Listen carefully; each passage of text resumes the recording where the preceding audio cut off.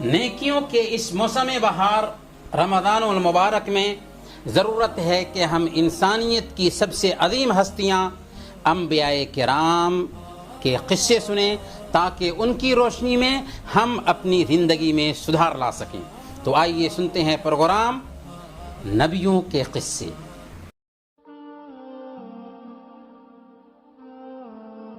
الحمد لله رب العالمين والصلاة والسلام على قائد الغر المحجلين نبينا محمد وعلى آله وصحبه أجمعين۔ محترم ناظرین، السلام علیکم ورحمۃ اللہ وبرکاتہ۔ پروگرام نبیوں کے قصے میں آپ سب کا استقبال ہے۔ پچھلے ایپیسوڈ میں ہم نے ابراہیم علیہ السلام کی دعوتی زندگی کے بارے میں بات کی تھی کہ کیسے انہوں نے اپنے باپ کو اور اپنی قوم کو دعوت دی، کیسے آگ میں ڈالے گئے اور پھر اس سے بسلامت نکلے، اور کیسے مصر کے ظالم بادشاہ نے حضرت سارہ علیہ السلام کی عزت پر حملہ کرنا چاہا، لیکن اللہ تعالیٰ نے بادشاہ کو ذلیل اور رسوا کیا، اور ہاجرہ سارہ علیہ السلام کی خدمت کے لیے ان کے ساتھ آ گئیں۔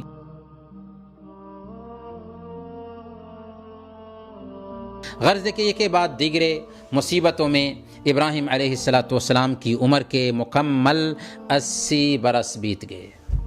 اب تک ابراہیم علیہ السلام کے گھر کوئی بچہ نہیں ہوا تھا۔ دل میں اولاد کی خواہش ہچکولے کھا رہی تھی۔ چنانچہ حضرت سارہ علیہ السلام کی طلب پر ابراہیم علیہ السلام نے ہاجرہ علیہ السلام سے شادی کر لی، اور اللہ رب العالمین سے نہایت عاجزی کے ساتھ دعا کی، رب حب لی من الصالحین، اے میرے پروردگار مجھے نیک اولاد عطا فرما۔ چنانچہ دعا قبول ہوتی ہے، دل سے جو بات نکلتی ہے اثر رکھتی ہے، پر نہیں طاقت پرواز مگر رکھتی ہے، اور حضرت ہاجرہ علیہ السلام کے بطن سے حضرت اسماعیل علیہ السلام پیدا ہوئے۔ بڑھاپے کی عمر میں بچہ کو پا کر ابراہیم علیہ السلام کے دل میں خوشی کی لہریں دوڑنے لگیں، لیکن دوسری طرف رب حکیم کی طرف سے آزمائشوں کا سلسلہ شروع ہوا۔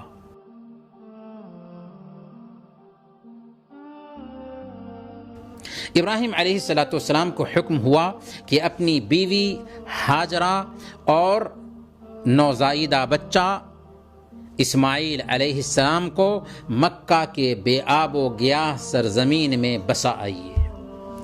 حکم کی تعمیل میں پس و پیش کیے بغیر اپنے لخت جگر اسماعیل اور اپنی اہلیہ ہاجرہ کو ساتھ لیے اور غیر آباد شہر مکہ پہنچ جاتے ہیں۔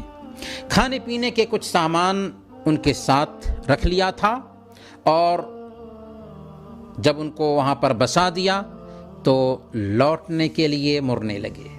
بیوی تیزی سے ان کے پیچھے دوڑنے لگتی ہے اور پوچھتی ہے، ابراہیم تم مجھے اس بے آب و گیاہ سرزمین میں چھوڑ کر کہاں جا رہے ہو؟ کوئی جواب نہیں مل رہا ہے، خاموش ہیں، چلتے جا رہے ہیں، اور ہاجرہ پوچھتی جا رہی ہیں۔ بالآخر خیال آتا ہے ہاجرہ کو کہ شاید اللہ کا حکم ہوگا۔ پوچھتی ہیں، اللہ امرک بہذا، کیا اللہ نے آپ کو اس کا حکم دیا ہے؟ جواب ملتا ہے ہاں۔ تب وفا شعار مومنہ بیوی بول اٹھتی ہیں، اذن لا یضیعونا، اگر اللہ رب العالمین کا حکم ہے تو وہ ہمیں ہرگز ضائع نہیں کر سکتا۔ کیسے حفاظت کرے گا؟ حفاظت کرنے کے اسباب کیا ہوں گے یہ اہم نہیں ہے، اہم یہ ہے کہ اللہ کا حکم ہے تو اللہ ضائع نہیں کرے گا۔ ابراہیم علیہ السلام چلے، یہاں تک کہ ایک پہاڑ کی اوٹ میں آ کر کھڑے ہو گئے، اور اپنے دونوں ہاتھ آسمان کی طرف اٹھا کر دعا کرتے ہیں، ربنا انی اسکنت من ذریتی بواد غیر ذی زرع عند بیتک المحرم، اے ہمارے پروردگار میں نے اپنی کچھ اولاد کو اس بے کھیتی کے جنگل میں تیرے حرمت والے گھر کے پاس بسایا ہے۔ خانہ کعبہ جس کی تعمیر سب سے پہلے فرشتوں نے کی یا آدم علیہ السلام نے کی، اس میں اختلاف ہے، یا سب سے پہلے حضرت ابراہیم علیہ السلام نے کی، بہرکیف اس کے نشانات باقی رہ گئے تھے۔ اللہ کی چاہت یہ ہوئی کہ یہ وادی دوبارہ آباد ہو، خانہ کعبہ کی تعمیر عمل میں آئے اور اسے لوگ قبلہ بنا سکیں۔ غرض کہ ابراہیم علیہ السلام لوٹ چکے ہیں۔ حاجرہ علیہ السلام اپنے دودھ پیتے بچے کے ساتھ بیاب و گیاہ وادی میں بسی ہوئی ہیں۔ چند دنوں کے بعد کھانے پینے کا سامان ختم ہو جاتا ہے، ماں کا دودھ سوکھ چکا ہے، حاجرہ اور اسماعیل بے قرار ہیں، نہایت سخت اور سنگین صورتحال ہے۔ اسماعیل پیاس سے رو رہے ہیں، بلک رہے ہیں، تڑپ رہے ہیں، ماں پانی کی تلاش میں سرگرداں ہے۔ کبھی تیزی سے صفا پہاڑ پر چڑھتی ہیں کہ شاید کوئی کنواں، انسان یا قافلہ دکھائی دے، لیکن کچھ بھی نہیں دیکھتی۔ صفا سے اتر کر مروہ تک دوڑتی ہوئی جاتی ہیں، مروہ پر چڑھتی ہیں کہ شاید کوئی دکھائی دے، انسان، قافلہ یا کوئی چیز، لیکن کسی آدم ذات کا پتہ تک نہیں۔ لوٹ کر ننھے اسماعیل کے پاس آتی ہیں، بچہ سختی کے ساتھ تڑپ رہا ہوتا ہے، بے کلی کے عالم میں تیزی سے صفا کی طرف جاتی ہیں، پھر مروہ کی طرف دوڑتی ہیں۔ اس طرح آتے اور جاتے ہوئے 7 چکر کاٹ لیتی ہیں۔ حضرت حاجرہ علیہ السلام کی اسی یاد کو تازہ رکھنے کے لیے ہمیں حکم دیا گیا کہ حج اور عمرہ میں صفا اور مروہ کا چکر لگائیں۔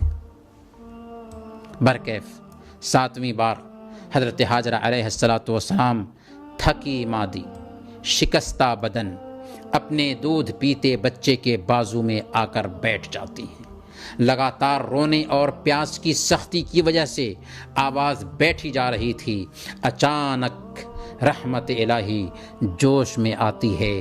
جبریل علیہ السلام اپنے پر یا ایری سے زمین پر مارتے ہیں اور چشمہ ابل پڑتا ہے۔ یہ چشمہ کیا تھا؟ چاہے زمزم تھا۔ زمزم کا پانی جاری ہو جاتا ہے۔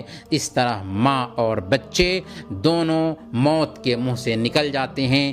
یہی وہ زمزم ہے جو آج ہر مرض و غرض کے لیے کافی ہے۔ پھر جب اسماعیل علیہ السلام چلنا پھرنا سیکھ گئے، جب چلنے پھرنے لگے تو ابراہیم علیہ السلام کی دوسری آزمائش شروع ہوئی۔ خواب میں حکم دیا گیا کہ اپنے ننھے اسماعیل کو اللہ کے راستے میں قربان کر دیجئے۔ ذرا غور کیجئے، کتنی تمناؤں کے بعد بچہ ملا تھا۔ بڑھاپے کی لاٹھی ہے، آنکھوں کی ٹھنڈک اور جگر کا ٹکڑا ہے، لیکن حکم ہے اللہ کا۔ اپنے نور نظر کے پاس آتے ہیں، اپنے بیٹے کے پاس آتے ہیں اور کہتے ہیں یا بنی انی ارا فی المنام انی اذبحک فانظر ماذا تری، میرے پیارے بچے، میں خواب میں اپنے آپ کو تجھے ذبح کرتے ہوئے دیکھ رہا ہوں، ذرا بتاؤ تیری کیا رائے ہے؟ فرما بردار بیٹا کہتا ہے یا ابت افعل ما تؤمر ستجدنی ان شاء اللہ من الصابرین۔ ابا جان، آپ وہی کچھ کیجئے جس کا آپ کو حکم دیا گیا ہے، آپ مجھے اس معاملے میں صبر کرنے والوں میں سے پائیں گے۔ پھر وہ وقت آتا ہے کہ مینا کی تاریخی زمین میں ابراہیم علیہ السلام اپنے ننھے اسماعیل کو چہرے کے بل لٹا چکے ہیں۔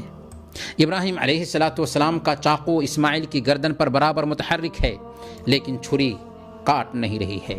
فوراً اللہ کی پکار ہوتی ہے، وَنَادَيْنَاهُ أَن يَا إِبْرَاهِيمُ قد صدقت الرؤیا انا کذالک نجزی المحسنین، ہم نے آواز دی کہ اے ابراہیم یقیناً تو نے اپنے خواب کو سچ کر دکھایا، یقیناً ہم نیکی کرنے والوں کو اسی طرح بدلہ دیا کرتے ہیں۔ چنانچہ اللہ تعالیٰ نے اس کی جگہ ایک بڑا دمبا اتارا جسے ابراہیم علیہ السلام نے قربان کیا۔ یہی وہ ابراہیمی سنت ہے جسے ہر سال لاکھوں کی تعداد میں انسان جانور کی شکل میں پیش کیا کرتے ہیں۔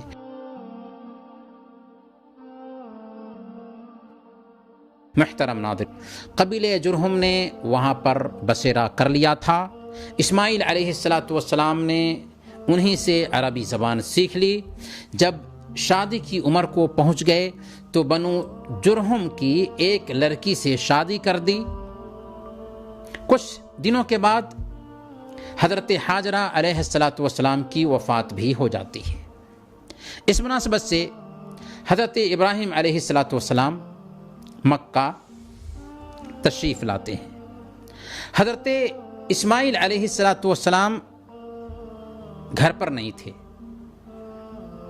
بہو سے پوچھا اسماعیل کہاں ہے؟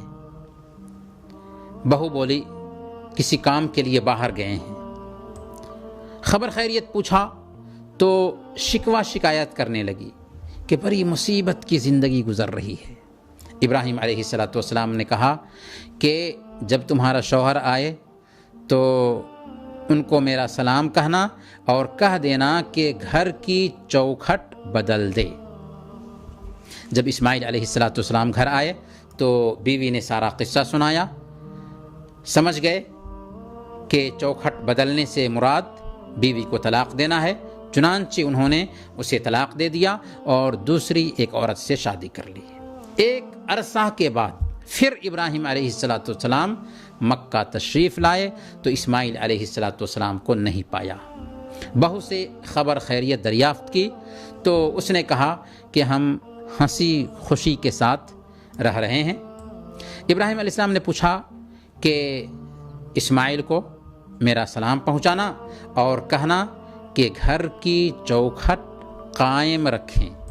اسماعیل علیہ السلام جب گھر واپس آئے تو بیوی نے سارا ماجرا کہہ سنایا۔ سمجھ گئے کہ میرے والد نے کہا ہے کہ اس کو اپنی شادی میں باقی رکھا جائے۔ پھر ایک مدت تک ابراہیم علیہ السلام نہیں آئے۔ ایک دن تشریف لائے تو اسماعیل علیہ السلام کو زمزم کے پاس پایا۔ وہ اپنے تیروں کی مرمت کر رہے تھے۔ دیکھتے ہی اٹھے اور باپ کے سینے سے لپٹ گئے۔ ابراہیم علیہ السلام نے خبر خیریت پوچھنے کے بعد کہا کہ بیٹا، اللہ نے مجھے ایک کام کرنے کا حکم دیا ہے، تم میری مدد کرو۔ چنانچہ انہوں نے جگہ کی رہنمائی کی اور کہا کہ یہاں پر اللہ نے مجھے اپنا گھر تعمیر کرنے کا حکم دیا ہے۔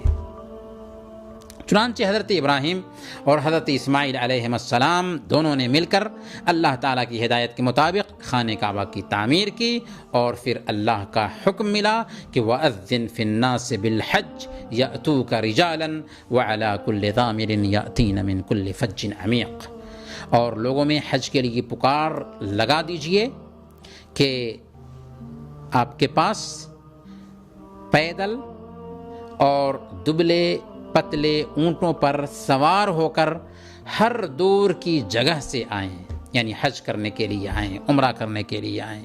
چنانچہ وہ آواز جو جنگل میں ابراہیم علیہ السلام کے منہ سے نکلی تھی ہر نیک بندے کے کانوں تک پہنچی، اور آج تک اس کا اثر ہے کہ دنیا کے کونے کونے سے لوگ کھینچے ہوئے اس مرکز رشد و ہدایت کی طرف چلے آ رہے ہیں۔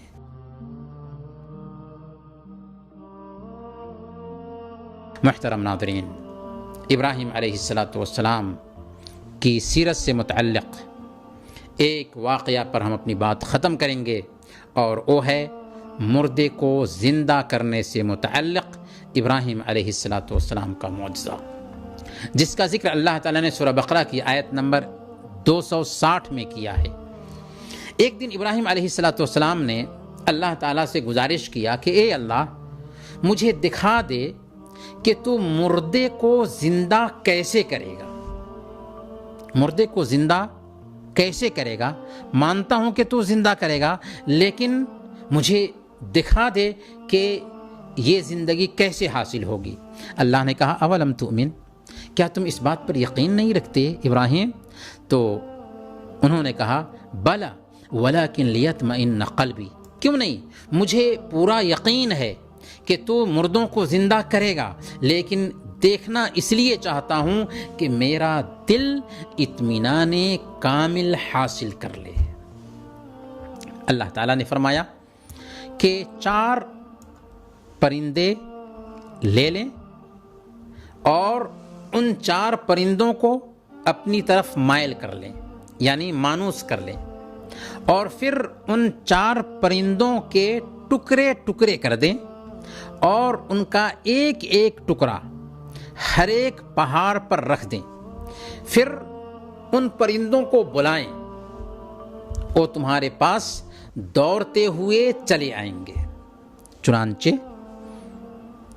اللہ کی ہدایت کے مطابق ابراہیم علیہ السلام نے بالکل ویسا ہی کیا اور ان پرندوں کو پکارا تو ہر پرندے کے اعلیٰ ایک دوسرے سے جا ملے اور پھر پہلے کے جیسے بن کر ابراہیم علیہ السلام کے پاس حاضر ہو گئے۔ ابراہیم علیہ السلام نے یہ مطالبہ کیوں کیا تھا؟ اس لیے کیا تھا تاکہ آپ کو علم الیقین سے بلند ترین درجہ عین الیقین حاصل ہو جائے۔ محترم ناظرین، انہی چند کلمات کے ساتھ ہم آپ سے رخصت ہوتے ہیں، اگلے ایپیسوڈ میں انشاءاللہ پھر ملیں گے، تب تک کے لیے اجازت دیجیے۔ وصلی اللہ علی نبینا محمد وعلی آلہ وصحبہ اجمعین۔